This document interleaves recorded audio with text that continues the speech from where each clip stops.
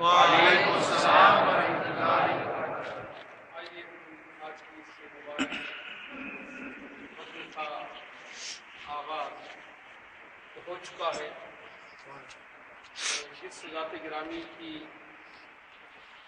نام مبارک سے یہ ذات یہ محفل منسوب ہے، ان کی شان اقدس میں منقبت کے کچھ اشعار ہم سب مل کر گنگنائیں گے۔ درود پاک پڑھ لیں۔ اللہم صلی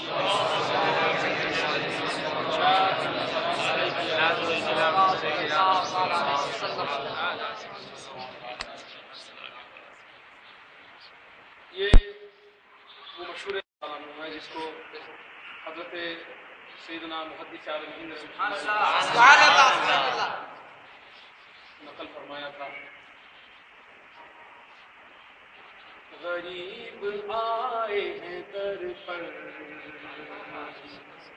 تیرے غریب نواز، غریب آئے ہیں در پر تیرے غریب نواز، غریب آئے ہیں در پر تیرے غریب نواز، غریب آئے ہیں در پر تیرے غریب نواز، غریب آئے ہیں در پر تیرے غریب نواز، کرو غریب نوازی میرے غریب نواز، کرو غریب نوازی میرے غریب نواز، غریب آئے ہیں در پر تیرے غریب نواز، ہماری ذات سے میرا بڑا تعلق ہے، تمہاری ذات سے میرا بڑا تعلق ہے، تمہاری ذات سے میرا بڑا تعلق ہے، کہ میں غریب بڑا تم بڑے غریب، کہ میں غریب بڑا تم بڑے غریب نواز، غریب آئے ہیں در پر تیرے غریب نواز، کرو غریب نوازی میرے غریب نواز، تمہارے در کی کرامت یہ بارہا دیکھی، تمہارے در کی کرامت یہ بارہا دیکھی، تمہارے در کی کرامت یہ بارہا دیکھی، تمہارے در کی کرامت یہ بارہا دیکھی، غریب آئے ہیں اور ہو گئے غریب نواز، غریب آئے ہیں اور ہو گئے غریب نواز، کرو غریب نوازی میرے غریب نواز، کرو غریب نوازی میرے غریب نواز، کرو غریب نوازی میرے غریب نواز، اور لگا کے آس بڑی دور سے میں آیا ہوں، لگا کے آس بڑی دور سے میں آیا ہوں، لگا کے آس بڑی دور سے میں آیا ہوں، لگا کے آس بڑی دور سے میں آیا ہوں، مسافروں پہ کرم کیجیے غریب نواز، مسافروں پہ کرم کیجیے غریب نواز، غریب آئے ہیں در پر تیرے غریب نواز، غریب آئے ہیں در پر تیرے غریب نواز، کرو غریب نوازی میرے غریب نواز، حضور اشرف سما کی ذات کا صدقہ، حضور اشرف سمنا کی ذات کا صدقہ، حضور اشرف سمنا کی ذات کا صدقہ، نہ در سے جاؤں گا بے کچھ لیے غریب نواز، نہ در سے جاؤں گا بے کچھ لیے غریب نواز، کرو غریب نوازی میرے غریب نواز، غریب آئے ہیں در پر میرے غریب نواز، غریب آئے ہیں در پر تیرے غریب نواز، زمانے بھر میں مجھے کر دیا غنی سید، زمانے بھر میں مجھے کر دیا غنی سید، زمانے بھر میں مجھے کر دیا غنی سید، زمانے بھر میں مجھے کر دیا غنی سید، میں صدقے جاؤں تیرے جود کے غریب نواز، میں صدقے جاؤں تیرے جود کے غریب نواز، کرو غریب نوازی میرے غریب نواز، کرو غریب نوازی میرے غریب نواز، غریب آئے در پر تیرے غریب نواز،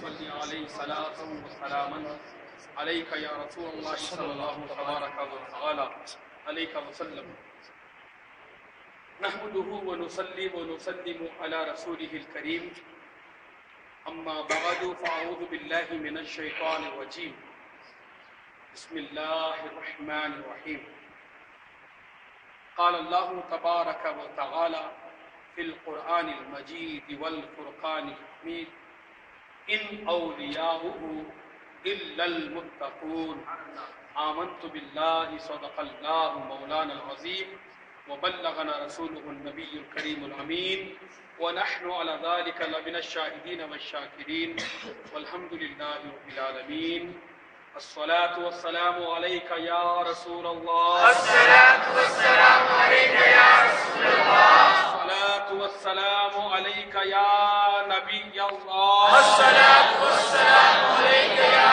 نبي الله، الصلاة والسلام علیک یا حبیب اللہ، الصلاة والسلام عليك يا حبيب الله، وعلى آلك وأصحابك يا نور الله، وعلى آلك وأصحابك يا نور الله، صلى الله تبارك وتعالى عليك وسلم، صلى الله تعالى عليه وسلم۔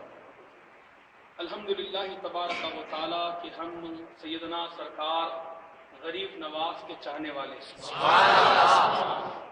اور ہم امیر ہو کر بھی، ہم میں اگر کوئی امیر ہے تو بھی وہ غریب ہونا ہی پسند کرتا ہے، کیوں کہ جو غریب ہوتا ہے اس کو نوازنے والے غریب نواز ہوتے ہیں۔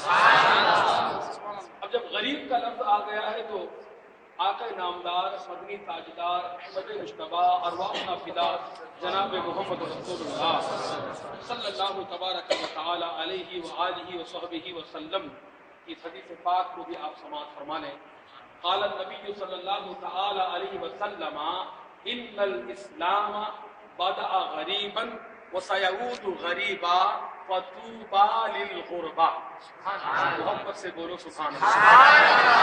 سرکار نے فرمایا صلی اللہ علیہ وسلم کہ بے شک اسلام غربت میں شروع ہوا، اسلام کی ابتدا غربت میں ہوئی، کب ہوئی؟ غربت میں ہوئی، وَسَيَعُودُ غریبا، اور ان قریب دوبارہ اسلام غریبی میں لوٹ جائے گا، فَطُوبَى لِلْغُرْبَى، تو غریبوں کے لیے خوشخبری ہے، غریبوں کے لیے خوشخبری ہے، اور اس لیے بھی کہ ہم غریبوں کو نوازنے والے غریب نواز، غریبوں کو نوازنے والے غریب نواز ہے۔ اسلام began in poverty and soon it will return back to poverty, then be glad tidings to those who are poor۔ اسلام غربت میں شروع ہوا اور غربت میں لوٹ جائے گا، اور غربا کے لیے خوشخبری ہے۔ اور آقا نامدار، مدنی تاجدار، احمد مجتبیٰ جناب محمد رسول اللہ صلی اللہ تبارک و تعالی علیہ وآلہ وصحبہ وسلم نے یہ دعا بھی مانگی، اللہم اجعلنی مسکینا وأحیینی مسکینا وأمتنی مسکینا وَحْشُرْنِي فِي زُمْرَةِ الْمَسَاكِينَ، اے اللہ تو نے مجھ کو مسکینوں میں بھیجا، مجھے مسکینوں میں تو زندہ رکھ، اور مسکینوں میں مجھ کو تو موت دے، اور مجھ کو مسکینوں کے ساتھ تو میرا حشر فرما۔ تو جو غریب ہیں، جو مسکین ہیں، ان کے لیے جو ہے فکر کرنے کی، مایوس ہونے کی ضرورت نہیں ہے، کیونکہ اللہ کے حبیب احمد مجتبیٰ جناب محمد رسول اللہ صلی اللہ علیہ وسلم نے اس زمرے میں ہونے کے لیے رب سے دعا مانگی، اور یہ بھی فرمایا آقا علیہ الصلوۃ والسلام حدیث مبارکہ میں، الفقر فخری، یعنی فقیری ہی میرا فخر، فقیری ہی میرا فخر، میرا فخر جو ہے وہ فقیری میں ہے۔ تو الحمدللہ تبارک و تعالی اسلام کی ابتدا سے لے کر آج تک ہمیشہ اسلام غربت میں ہی رہا ہے، اور غریبوں میں ہی رہا ہے، اور غربا نے ہی اسلام کے لیے قربانیاں دی ہیں، انہی میں اسلام پھلا پھولا ہے، اور ہمیشہ جب بھی اسلام کے لیے وقت پڑتا ہے تو یہ غربا ہی ہوتے ہیں جو اس کے لیے اپنی جانوں کی قربانیاں دینے کے لیے تیار ہیں۔ امیروں کو تو اپنی عمارت سنبھالنے سے کام ہے، امیروں کو تو اپنی عمارت، ایک عمارت الف سے ہوتی ہے اور ایک عمارت عین سے ہوتی ہے، عین سے جو عمارت ہوتی ہے وہ بلڈنگ، اور الف سے جو عمارت ہوتی ہے وہ دولت، جیسے کہ متحدہ عرب امارات ہے۔ تو یہ تو صرف ایک لفظ کی مناسبت سے بات نکل گئی، تو میں نے 2-3 احادیث آپ کے سامنے پیش کر دی۔ آپ درود پاک پڑھ لیں، اللہم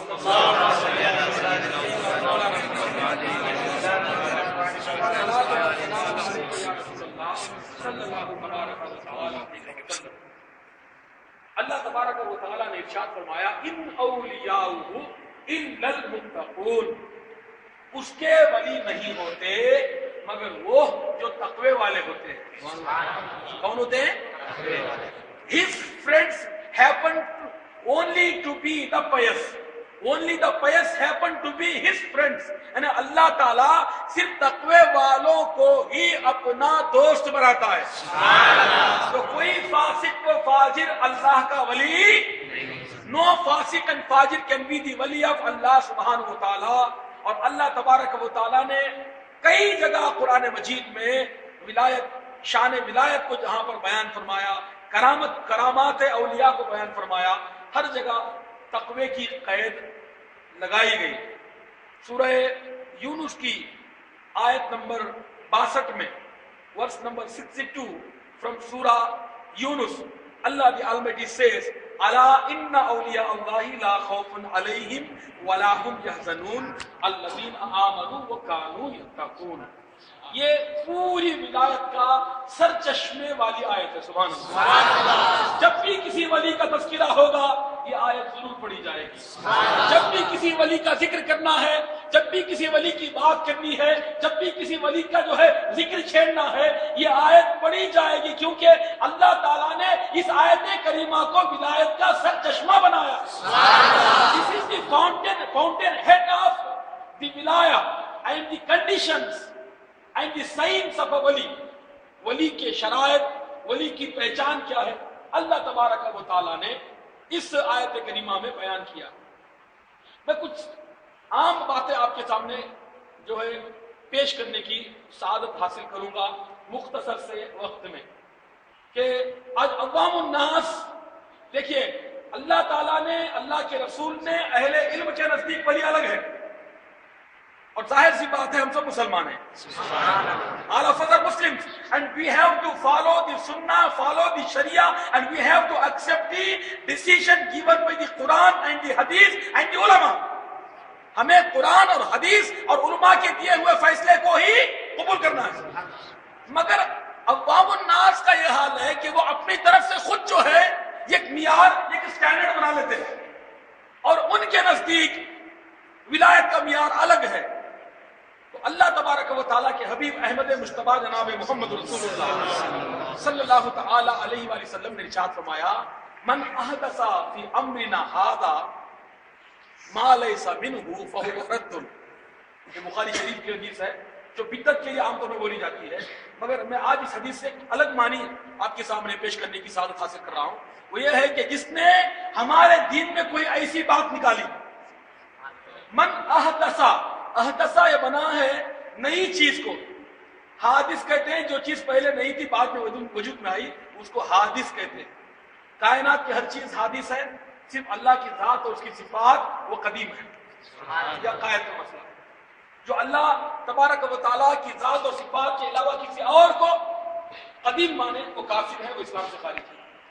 تو حدیث حادث کے معنی جو چیز پہلے نہیں تھی بعد میں وجود میں آئی۔ یہاں پر من احدثا، جس نے ہمارے دین میں کوئی نئی بات نکالی جو اس دین سے تعلق نہیں رکھتی، یعنی جس کا تعلق، جس کی مطابقت قرآن و سنت سے نہ ہو، وہ چیز مردود ہے، وہ چیز ساتھ بولیے، وہ چیز مردود ہے، وہ چیز ریجیکٹڈ ہے، it has no place in Islam. اب عوام الناس نے کیا اپنی طرف سے یہ ذہن میں کہ جو کوئی کرشمہ دکھائے وہ ولی، جو کوئی کرشمہ دکھائے جس سے کوئی چمتکار ہو جائے وہ ولی، اور جو آگے پیچھے کا حال بتا دے وہ ولی۔ کوئی بندہ کسی کے پاس گیا اور اس بابا نے اس کی پوری زندگی، ماضی کا، مستقبل کا، کیا ہوگا، کیا ہوا تھا، سب بتا دیا۔ یہ تو بہت بڑے پہنچے ہوئے، کیا یہ تو بہت بڑے پہنچے ہوئے ولی ہیں کہ ماضی اور مستقبل کو بتانا یہ ولایت کا معیار نہیں ہے۔ اگر کوئی ماضی کو بتا دیتا ہے اور مستقبل کو بتا دیتا ہے تو ولی ہونے کے لیے یہ شرط نہیں، اور اس پر ولایت کا مدار نہیں ہے۔ اگر کوئی آسمان پہ اڑ رہا ہے تو یہ ولایت کا مدار اس پر نہیں ہے۔ کوئی پانی پہ چلتا ہے تو ولایت کا مدار اس پر نہیں کہ کوئی پانی پہ چلے، یا کوئی آگ کو پانی کر دے، یا مردے کو زندہ کر دے، بلکہ ولایت کا مدار تو شریعت مصطفیٰ پر عمل کرنے میں ہے۔ کس میں ہے؟ شریعت مصطفیٰ۔ کس میں ہے؟ شریعت مصطفیٰ۔ اللہ کے رسول صلی اللہ علیہ وسلم، بولو صلی اللہ علیہ وسلم کی شریعت مطہرہ اور آپ کی سنت مبارکہ پر سختی سے جو پابندی کے ساتھ عمل کرے، اس کے تعلق سے we may think that he may be a wali، اس کے بارے میں ہم سوچ سکتے ہیں کہ ہاں یہ اللہ کا ولی ہو سکتا ہے، کیونکہ یہ سرکار کا عاشق ہے، یہ سرکار کا مطیع ہے۔ He is the obedient of Rasulullah, he is the loyal of Rasulullah, he is the follower of Rasulullah, he is the عامل کی سنہ، یہ سنت پر عمل کرنے والا، اطاعت خدا و مصطفیٰ کرنے والا ہے۔ سچا پرسن کین بی اے ولی، ایسا انسان ولی ہو سکتا ہے۔ پھر ولی کے تعلق سے لوگ عام طور پہ اسی طرح پھنس جاتے ہیں، اور جاہلوں کے بات ہے کہ پھنس جاتے ہیں، پھر ان کی ولایت، اور پھر دین کا بڑا نقصان ہوتا ہے، سنیت کا بڑا نقصان ہوتا ہے۔ سنیت کا بہت بڑا نقصان ہوتا ہے کہ ایک غلط شخص جو ہے جب وہ ولی بن کر، قطب بن کر، غوث بن کر بیٹھ جاتا ہے تو بے شمار اللہ کے بندے اس کے دام تصویر میں پھنس کر جو ہے اپنے دین و ایمان کو بھی کھو بیٹھتے ہیں، اور پھر اس سے جو فساد پھیلتا ہے اس سے دین اور شریعت اور اسلام اور امت مسلمہ کا نقصان ہوتا ہے۔ اس نقصان سے بچانا اور کھڑے کھوٹے کی پرکھ رکھنا، اور کھڑے کھوٹے کی پرکھ جو ہے اس کا معیار اور اسٹینڈرڈ جو ہے وہ سنت مصطفیٰ اور کلام خدا ہے۔ کیا ہے؟ سنت مصطفیٰ اور اللہ کا کلام، اللہ تعالیٰ کا کتاب قرآن مجید جو فیصلہ دے، اس فیصلے کے آگے ہمیں اپنا سر جھکا دینا ہے۔ اس فیصلے کو جو نہ مانے وہ تو مسلمان ہی نہیں ہو سکتا۔ ہی کیناٹ بی اے مسلم۔ جو مسلمان نہیں ہو سکتا پھر وہ ولی کہاں سے ہو سکتا ہے، وہ قطب کہاں سے ہو سکتا ہے، وہ غوث کہاں سے ہو سکتا ہے؟ تو دیکھیے جتنے اولیاء ہوئے یا ہوں گے تا قیامت، سب کے سب شریعت کے پابند ہوں گے۔ کیوں؟ جو جتنا بڑا ولی ہوگا اتنا زیادہ شریعت کا محتاج ہوگا۔ اعلیٰ حضرت امام سنت رضی اللہ تبارک و تعالی عنہ نے ایک کتاب لکھی ہے شریعت و طریقہ۔ اس اصل میں اس کتاب کا عربی نام ہے مقال العرفاء، مقال العرفاء، وہ فتاوی رضویہ شریف میں موجود ہے۔ کچھ جاہلوں نے کہا کہ انبیاء کے وارث تو اولیاء ہیں، علماء نہیں ہیں، یہ ظاہری علماء نہیں ہیں اور شریعت کی کوئی ضرورت نہیں ہے۔ تو اعلیٰ حضرت امام سنت نے 250 بڑے بڑے اکابر اولیاء اللہ کے اقوال جمع کیے۔ کتنے؟ 250 گریٹ اولیاء اللہ آپ اس امت محمدیہ، اس سے اعلیٰ حضرت نے ثابت کیا کہ شریعت ہی مدار ہے اور شریعت ہی عین کار ہے، یعنی شریعت بحر ہے، شریعت اس میں ایک ایگزامپل اعلیٰ حضرت دی ہے، ایک مثال دی ہے کہ شریعت ایک بحر ہے، کیا ہے؟ ایک سمندر ہے اور اس سے کچھ نہریں نکلتی ہیں، ایک نہر کا نام طریقت ہے، ایک نہر کا نام حقیقت ہے، ایک نہر کا نام معرفت ہے، مگر یہ محتاج ہیں اس سمندر کے لیے، کس کے لیے؟ اپنے وجود کے لیے. For their existence these canals they owe their existence and origin to the ocean. Without the ocean they cannot exist. جب تک وہ سمندر وہ بحر نہیں ہوگا نہ شرعی طریقت ہوگی، نہ حقیقت ہوگی، نہ ہی معرفت ہوگی. تو شریعت ہے تو طریقت ہے، شریعت ہے تو حقیقت ہے، شریعت ہے تو معرفت ہے، شریعت نہیں ہے تو کچھ بھی نہیں.